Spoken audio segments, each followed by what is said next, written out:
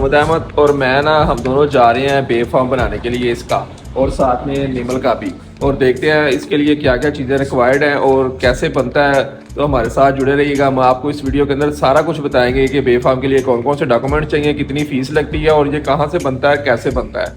Let's go.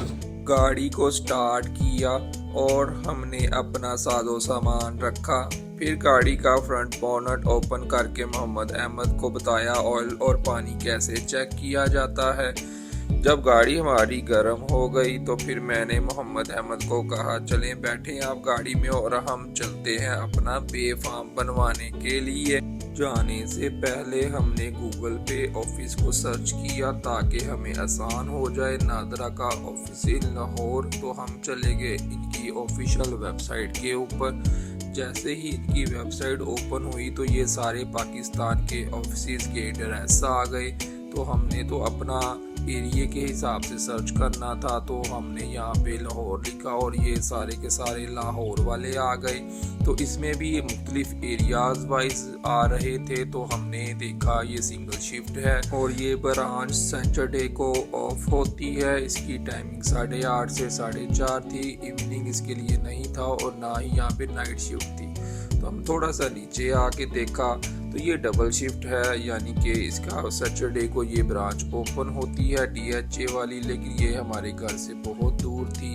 हमने और थोड़ा सा नीचे आके देखा। अपने एरिया को हम अब सर्च करेंगे जो हमें आसान लगे और हमारे घर के पास भी हो। मैंने पीको लिखा, पीको रोड आ गया। तो टाउनशिप की जो ब्रांच थी ये हमारी फेवरेट थी, तो इसलिए हमने इसको फोकस किया। ये डबल शिफ्ट थी और इसकी टाइमिंग सुबह 8:30 से रात 11:30 बजे तक है, लेकिन आपको टोकन 10:30 बजे तक मिलेगा। उसके बाद वो उन्होंने टोकन देना बंद कर देना है ताकि 11:30 बजे तक ब्रांच में आए सारे लोगों को जल्दी से फारिग कर दिया जाए। बच्चे का बे फार्म या CRC इसको बोलते हैं। इसके लिए रिक्वायर्ड डॉक्यूमेंट कौन से हैं, चलाएं मैं आपको बताता हूँ। बच्चे का बर्थ सर्टिफिकेट जो आपकी मुतलका यूनियन कौंसिल के अंदर बनता है। अगर आपका बर्थ सर्टिफिकेट नहीं बना तो आपने बच्चे का वैक्सीनेशन कार्ड लेके अपने इलाके के मुतलका यूनियन कौंसिल में चले जाना है। वहां जाएंगे तो आपका बर्थ सर्टिफिकेट बन जाएगा। बर्थ सर्टिफिकेट बनने के बाद आपने करवानी है उसकी कॉपी, और आप पेरेंट्स ने दोनों ने इकट्ठे जाना है और दोनों ने ओरिजिनल ID कार्ड लेके जाना है, और साथ साथ उनके पास दोनों कॉपीज भी होनी चाहिए नेशनल ID कार्ड की। तो आए हम देखते हैं अब इसकी फ़ीस कितनी है।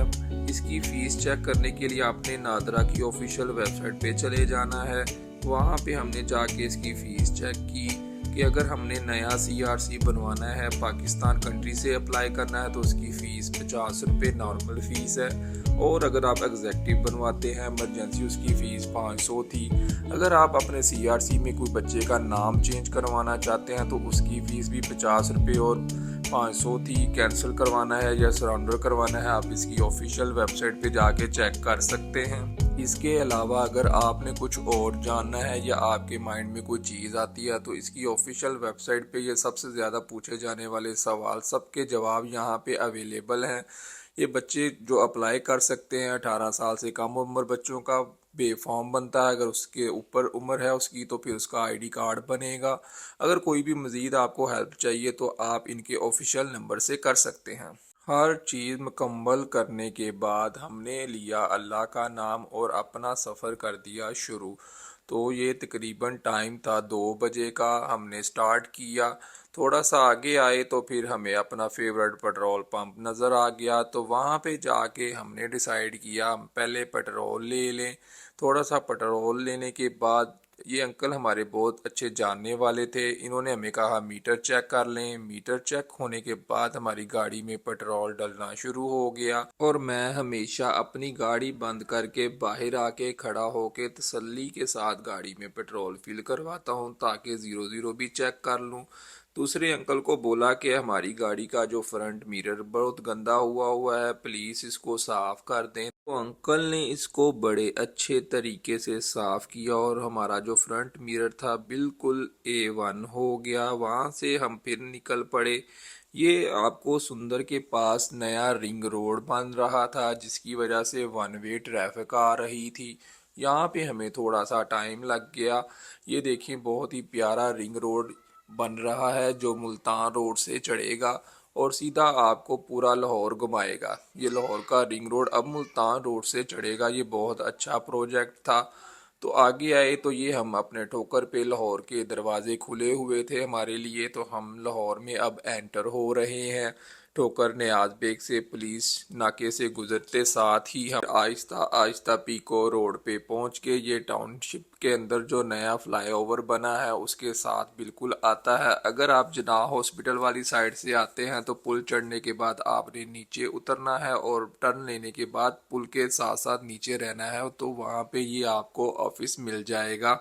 करीबन 4:30 बजे हम दफ्तर पहुंच गए। वहां पे लिखा हुआ था कि अपने बच्चों का बेफाम ज़रूर बनवाएं, अदरवाइज 2024 के अंदर आपको बहुत ज़्यादा मसले पेश आएंगे। अगर 7 साल से ऊपर के बच्चे का अगर आपने बेफाम नहीं बनवाया हुआ तो फिर आपको उसका मेडिकल सर्टिफिकेट भी बनवाना पड़ेगा और इसकी फ़ीस भी बढ़ रही थी 2024 में। तो इसलिए जल्दी जल्दी से हमने जाके अपने बच्चों के बेफाम बनवाए। अंदर एंटर होते साथ ही सबसे पहले अंकल को सब कुछ बताना पड़ता है और फिर मिलता है आपको टोकन। टोकन हमारा था 2845, लेकिन उस टाइम चल रहा था 2491। मोहम्मद अहमद को फिर आ गया वाशरूम, हम चले गए फिर वाशरूम करने। फिर हमने अंकल से पहले ही डिटेल ले ली। अंकल ने बोला आपने बच्चे का नाम चेंज करवाना है तो ये परफॉर्मा ई स्टैम्प पेपर के ऊपर लेके आए।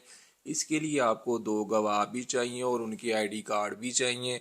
साथ में उसके स्टैम्प के ऊपर उनके नंबर और उनके साइन भी ज़रूरी हैं। तो वो चीज़ें लेके फिर हमको पड़ा चक्कर और हम आ गए घर वापस। ये देखिए रात का टाइम हो गया। फिर हमने अपने डॉक्यूमेंट्स पूरे किए अगले दिन। बाकी की डिटेल मैं आपको अगले व्लॉग में बताऊंगा कि फिर हमारे साथ क्या हुआ। तो अगर आपने हमारे चैनल को सब्सक्राइब नहीं किया तो प्लीज़ हमारे चैनल को सब्सक्राइब करें।